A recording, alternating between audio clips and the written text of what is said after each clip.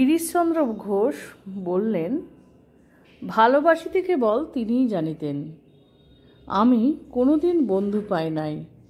এত বড় জীবনে কেউই আমার কোনোদিন বন্ধু হয়ে ওঠেন নাই। আমার একমাত্র বন্ধু ছিলেন তিনি, অর্থাৎ শ্রী রামকৃষ্ণদেব। তিনি আমাকে ভালোবাসিতেন। আমি নিজেকে যেমন করিয়া ভালোবাসি, তিনি আমাকে আমার মতো করিয়া বা কখনো তার চেয়েও অধিক রূপে ভালোবাসিতেন। ভালোবাসিতে কেবল তিনিই জানিতেন।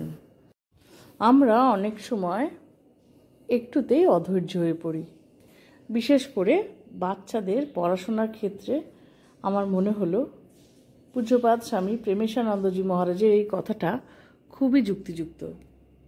এ সংসারে কেউ খারাপ নয়। খারাপ মানে সে সেখানে শ্যুট করছে না। তার সুইটেবল জায়গা দাও, সে শাইন করে যাবে। সেই জন্য সকলের সঙ্গে মিলে মিশে বুদ্ধিমানের মতো চলবে।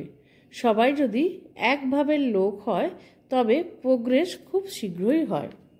মানে মহারাজ বললেন, একই রকম মানসিকতার বা একই মনের মানুষ হলে সেই জায়গায় উন্নতি অবধারিত। পূজ্যপাদ স্বামী রামকৃষ্ণানন্দজি বলছেন, তার ফটোর সামনে তুমি তোমার প্রার্থনা নিবেদন করো, তোমার মনোবাসনা পূর্ণ হবেই। তাঁর আলোকচিত্র তাঁরই চৈতন্যময় সত্তা। এটিকে একটি মাত্র ফটো মনে করো না। যদি পাওয়া যায় ফুল ও ধূপ তাকে নিবেদন করো, আর তা না পাওয়া গেলে অনুরাগ ও আরতির ফুল ও ধূপের অর্ঘ্য তাকে দিয়ে দাও। পৃথিবীর রাশিকৃত পুষ্প ও ধূপের চেয়েও একটি বেদনার্ত হৃদয় তার বেশি প্রিয়। আন্তরিক চাইলে ভগবান শ্রীরামকৃষ্ণ নিশ্চয়ই তোমাকে সাহায্য করবেন। তিনি যে প্রেম ও করুণার মূর্তরূপ। এইরকমই মহারাজেরা ঠাকুর শ্রী রামকৃষ্ণের কথা, তার গুরুদেবের কথা সব সময় আমাদের জন্য রেখে গেছেন, যা মহামূল্যবান অমূল্য সম্পদ।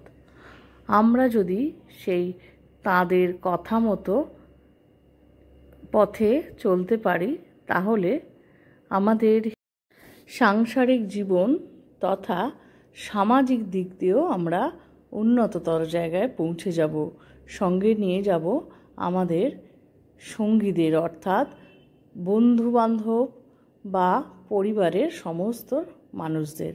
আজকে ছোট্ট ভিডিওটা ভালো লাগলে সঙ্গে থেকো। শ্রী শ্রী ঠাকুর, মা স্বামীজি, আমার গুরু মহারাজ, অন্যান্য মহারাজদের শ্রীচরণে শতকোটি প্রণাম।